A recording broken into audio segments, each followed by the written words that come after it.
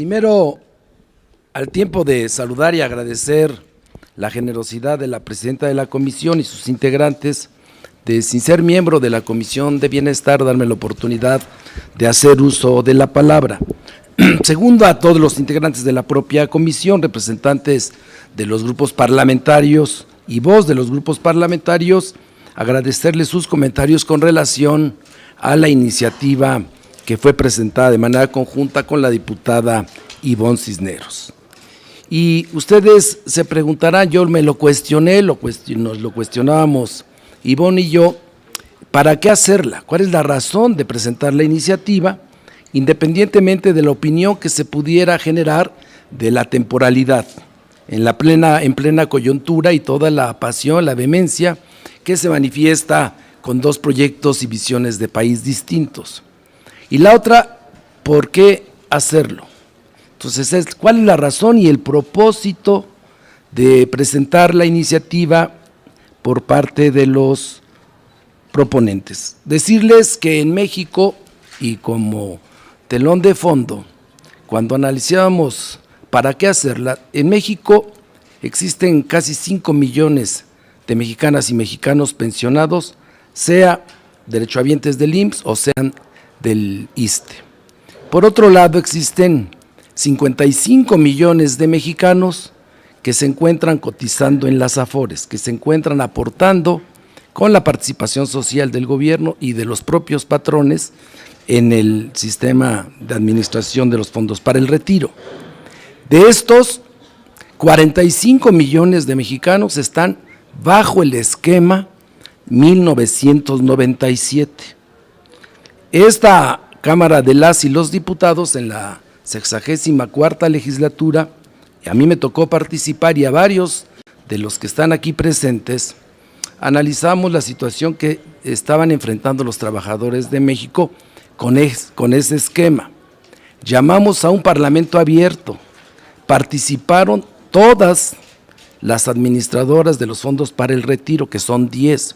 Tuve reuniones personales con ellos para discutir 3 cuestiones relevantes en beneficio de la economía de los trabajadores de México.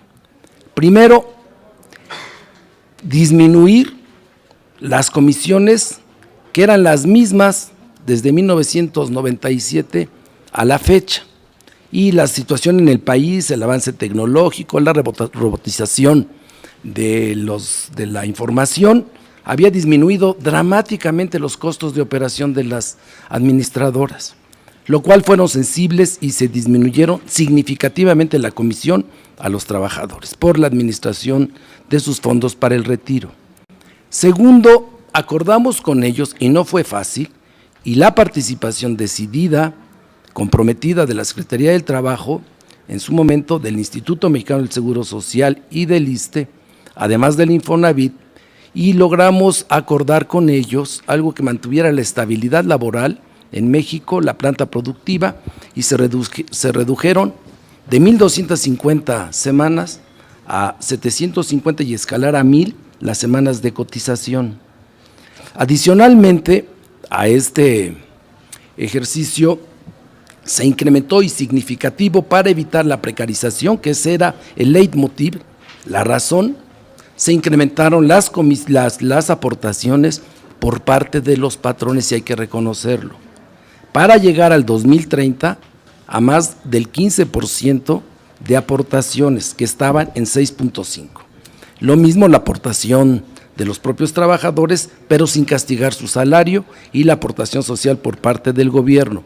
Eso garantiza, además de fortalecer la inversión de los recursos de los trabajadores, dándole más atribuciones a las propias administradoras, que se generaran más rendimientos confiables sin poner en riesgo el patrimonio acumulado de los trabajadores. Al día de hoy se registran utilidades, rendimientos del patrimonio de los trabajadores administrados por 3 billones de pesos, el 51% del total del patrimonio que tienen las administradoras, que representan poco más de 6 billones de pesos. La propia ley del 97, como ya se señaló acá, tenía establecido que eran imprescriptibles los fondos para el retiro de los trabajadores. Sin embargo, tenía que mediar mandato judicial. Por unanimidad, prácticamente, en la reforma del 2020, se aprobó que no fuera bajo mandato judicial porque son imprescriptibles, son derechos ganados por los trabajadores. Y ahí describe el término de que no deben de tener prescripción. No puede haber ningún mecanismo, ni judicial, que evite que pierdan ese derecho. Y también la propia ley, me queda un minuto, la propia ley establecía que en el 302, para el caso del Seguro Social, que los fondos de las cuentas no activas deberían por ley, y ya lo reconoció la CONSAR, no hay que tener una discusión vana o banal, compañeras y compañeros. Ya la propia CONSAR admitió que esos recursos se tienen que reintegrar al Fondo de Reserva del Instituto Mexicano del Seguro Social y son patrimonio de los trabajadores. Ahora lo que se pretende es compensar las distorsiones que generó el esquema 1997 en perjuicio de 45 millones de trabajadores. Ellos son los que están sufriendo porque la tasa de reemplazo garantizada no alcanza el 40%. Y el fondo lo que pretende ser es un fondo solidario de compensación que no afecta ningún derecho ni le roba a nadie. Y no nos confundamos, compañeros, no confundamos la práctica política del debate en un proceso electoral con la necesidad de justicia social, de garantizarles a los trabajadores de México una pensión digna. Coincido en que es necesario algunas cuestiones de redacción, pero que no modifican el fondo de la propuesta de crear un fondo de compensación solidaria con recursos que no están comprometidos para ningún otro destino que no sea en beneficio de los trabajadores. Son recursos que no están considerados en el presupuesto anualizado del Gobierno de la República o de las entidades que integran la administración pública federal o de los estados. Y sí, por el contrario, pretende que las economías, las utilidades de las empresas públicas, más las cuentas inactivas, que ya se ha señalado aquí, formen parte de un fondo que será administrado en un fideicomiso por el Banco de México, que es la institución más confiable, la política monetaria de este país, la más confiable en el mundo en este momento, y la disciplina fiscal que también ha ejercido la Secretaría de Hacienda en beneficio de los trabajadores. Perdón que me haya extendido, gracias. Espero su comprensión, léanlo con detalle.